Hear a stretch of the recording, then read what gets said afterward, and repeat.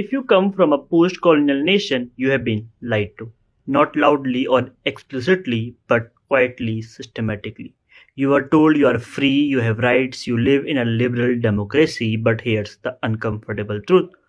Most post-colonial nations didn't gain freedom through peace, they gained it through violence, and that matters because when freedom is born through violence, violence becomes the language the state knows best.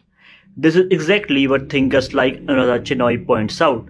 If the state is created through force, it learns to govern through force. So every time there's an uprising, a protest, a dissenting voice, the response isn't dialogue, it's state-backed violence. Police, army, emergency laws, silence. That's militarism. Not just tanks and soldiers, but an ideology where power equals security, force equals stability. You see it everywhere, in most post colonial nations especially. Ask them what makes their nation great, and the answer isn't healthcare, education, or dignity, culture. It's we have biggest army, we spend this much amount of money on defense, we are strong, and India is a perfect example.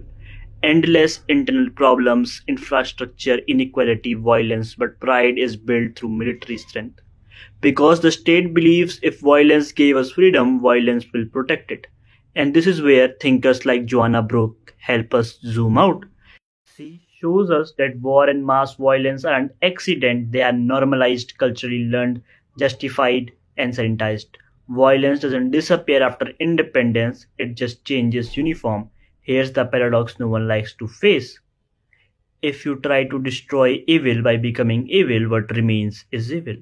Albert Camus looked in revolution with a certain sense of violence with great suspicion, because to destroy violence or oppression, if you become violent yourself, what remains is violence.